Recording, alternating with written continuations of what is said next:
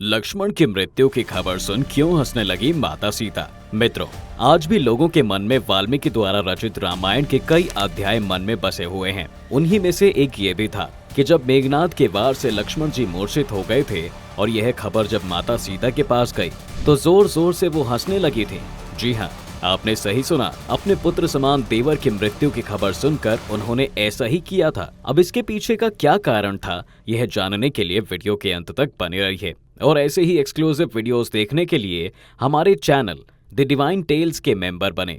दोस्तों बता दें, जब रावण पुत्र इंद्रजीत द्वारा लक्ष्मण को शक्ति बाण लगते ही वह मूर्छित होकर धरती लोक पर गिर गए थे, तभी बजरंगबली लंका जाकर सुसैन वैद को लक्ष्मण जी के निकट लाते हैं। तब सुसैन वैद हनुमान जी से कहते हैं कि श्री राम के छोटे अनुज का उपचार द्रोणाचल पर्वत पर पाई जाने वाली संजीवनी बूटी से ही हो सकता है।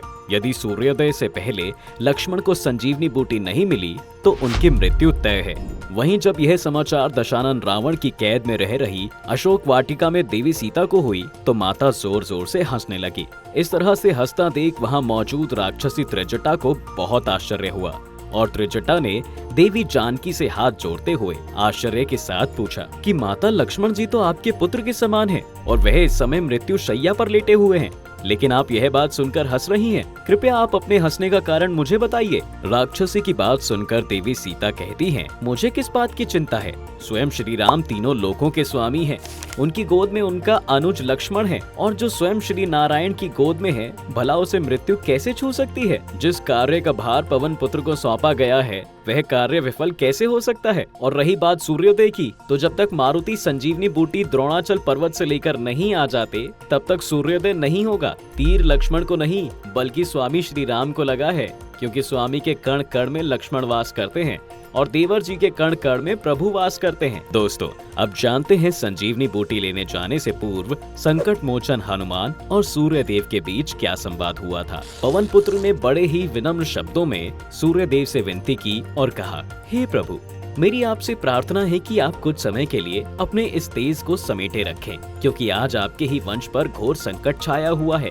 लंकापति रावण के वंश मेघनाद ने आज स्वयं परमपिता ईश्वर के अंश पर वार किया है। उन्होंने आगे कहा, हे देव, मेरे आने से पूर्व यदि थोड़ा सा भी तेज हुआ तो आपके सूर्य वंश पर पूरी तरह से अंधेरा छा जाएगा और भ्राता लक्ष्मण अपने प्रिय अनुज प्रभु श्री राम का साथ इस जीवन मार्ग के बीच से ही छोड़ जाएगा। इसलिए मेरी आपसे विनम्र विनती है कि जब तक मैं संजीवनी बूटी वापस लेकर ना आ जाऊं तब तक कृपा करके आप छिपे रहें। प्रभु, मैं उम्मीद करता हूं कि आप मेरी विनती को अवश्य स्वीकार करेंगे। इस दास पर ऐसी अवस्था में आप अवश्य अपनी कृपा दृष्टि बनाए रखें, अन्यथा आप तो मुझे जानते ही हैं स्वामी कि यह बजरंगी कितना मत वाला है। क्षमा कीजिएगा मुझे सूर्य देवता, जिस तरह मेरी माँ ने मुझे पाला है मैं बड़ा ही जिद्दी प्रकार का मनुष्य हूँ।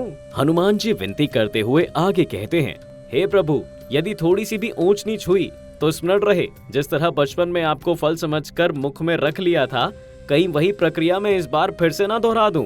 इसके साथ ही आपको स्वतंत्रता भी मैं तभी प्रदान करूंगा जब मेरे आराध्य श्री राम के अनुज लक्ष्मण जी पूर्णतः रूप से स्वस्थ हो जाएंगे। इतनी प्रार्थना करके हनुमान जी द्रोणाचल पर्वत के लिए निकल जाते हैं। दुष्ट रावण चाहता था कि वायुपुत्र कभी भी वह जड़ी बूटी ना ला पाए, इसलिए उसने भगवान के रास्ते में बहुत सी बाधाएं उत्पन्न की थीं।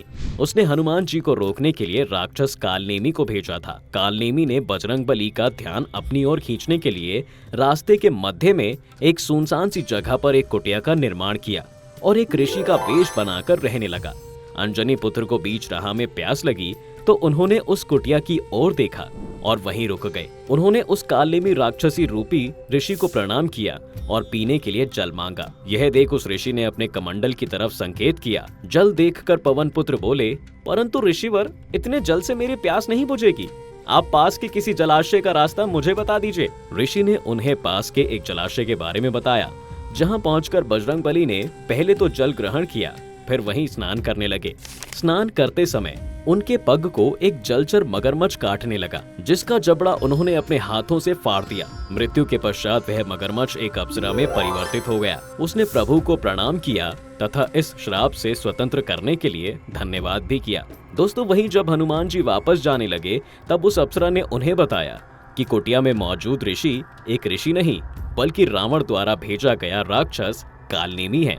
जिसके बाद पवन पुत्र और उस राक्षस के बीच भीषण युद्ध हुआ और उन्होंने उस दुष्ट कालनेमी को मृत्यु की गोद में भेज दिया।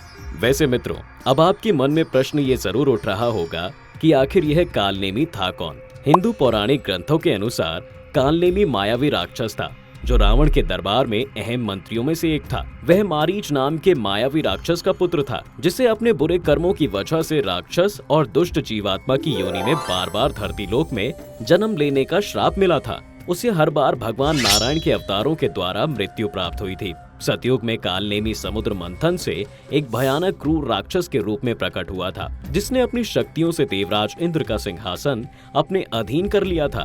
उसके बाद ही इंद्रदेव और बाकी देवताओं की विनती करने पर श्री नारायण ने उस महाशक्तिशाली राक्षस का वध किया था। इसके बाद फिर उस राक्षस ने हिरण्याक्ष के राज में जन्म लिया और अपने भाई अंधकासुर के अज्ञान अनुसार श्री हरि के विरुद्ध युद्ध करते हुए मृत्यु के घाट उतारा गया था।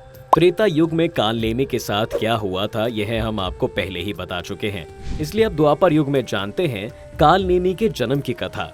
महाकाल युग यानी द्वापर युग में एक बार फिर कालनेमी ने कंस के रूप में जन्म लिया था जो मथुरा का दुष्ट व क्रूर राजा तथा भगवान नारायण के अवतार देवकी नंदन के मामा थे। कंस को भी अपने भतीजे श्री कृष्ण के हाथों मृत्यु प्राप्त हुई थी। इस तरह कालनेमी हर जन्म में किसी न किसी तरह श्री हरि के अवतारों द्वारा मृत्यु की गोद में चला जाता था।